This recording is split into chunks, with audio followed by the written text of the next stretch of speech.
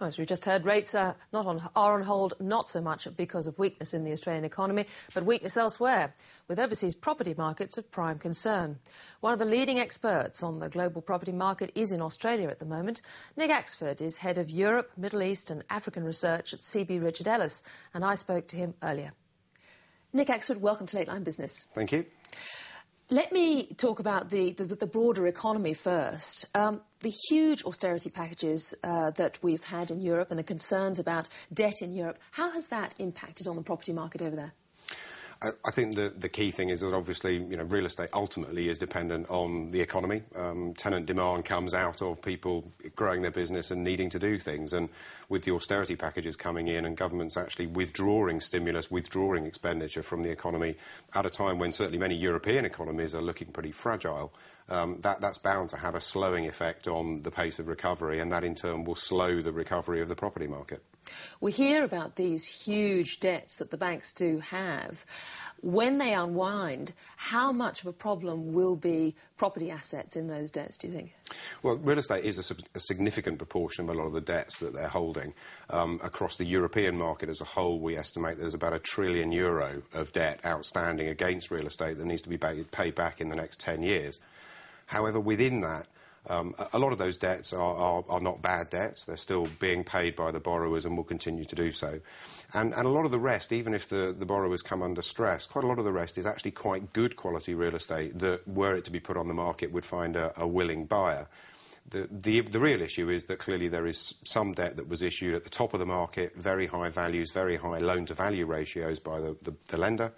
And we estimate that about 20% of the total outstanding debt could be problematic because not only is the debt and the borrower under stress, but that the assets are not really of a sort of quality that are going to be attractive in the market right now. And is there any particular bank that's particularly at risk? I mean, we remember Westpac here and what the property market did to Westpac. I don't think it is any particular individual bank. Most of the large banks, certainly in the UK, and most of the large banks across Europe were lending to some extent or another into the market at that time. So they've all got their individual issues to deal with. Give us a picture of the property market in the UK and Europe. Capital markets first. What's happening to prices? It's quite a complex picture because there are lots of different dimensions to it. I mean, right at the top end of the market for the very, very good quality properties, there's actually really very strong demand. And that's because of the good defensive properties that genuinely prime, well-let buildings do offer to investors.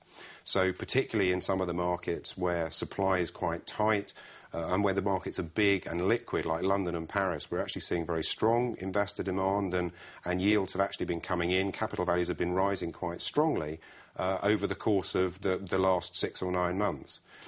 How do you think that that property compares to other investment assets like equity now?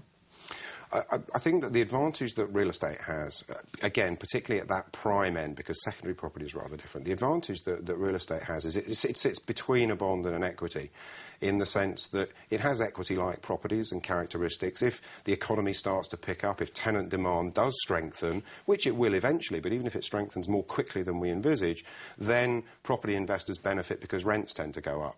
On the other hand, it also has bond-like characteristics, particularly at that prime end, because if you've got a good quality tenant who's in a building for 5, 10, or in somewhere like the UK, even potentially 15 years, you've got a pretty much guaranteed income stream. In Europe, a lot of leases are indexed, so you also get some inflation hedging qualities in there. So from that point of view, certainly with prime property yielding somewhere around 5.5% compared to the risk-free end of the government bond yield spectrum, which is probably at sort of 3.5 in Europe at the moment, there's quite an attractive spread there.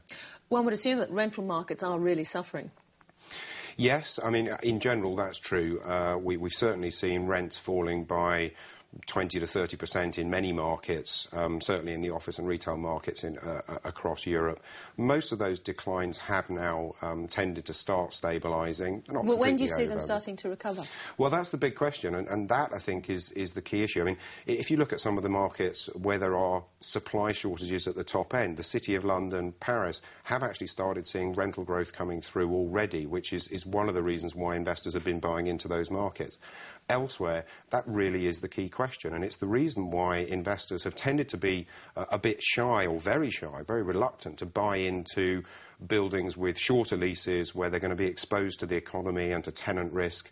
If you've got to release a building in 12 or 18 months' time, 24 months' time from now, what's the world going to look like? How strong is the tenant demand going to be? It's very difficult to know. So it's very difficult to price those secondary assets. And to be honest, investors are, in most cases, staying away from those markets. And are there any other specific property areas that should be avoided?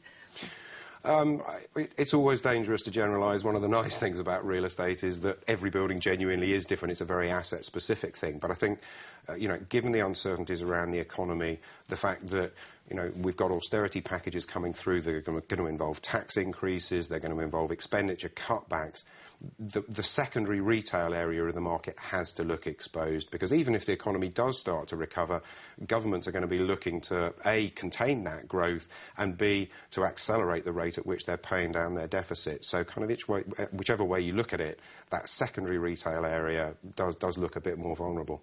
Now, by comparison, Australia is really sitting pretty property-wise. What's driving that?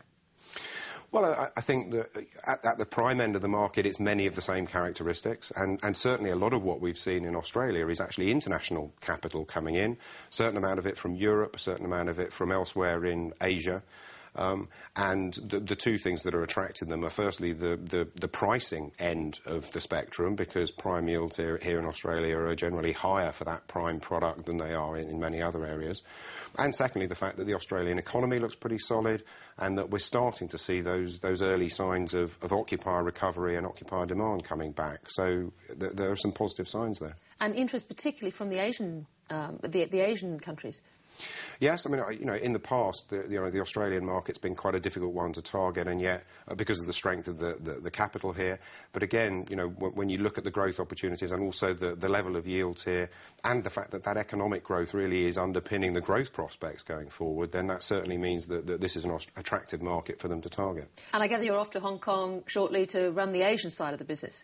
I am indeed, yes. Extremely exciting. Very much looking forward to coming out and learning more about the markets around this part of the world, and help the flow of capital that we see around the market. Well, I hope you'll come back and talk to Late Line Business then. Nick Axford, thanks very much for talking with us. Pleasure, thank you.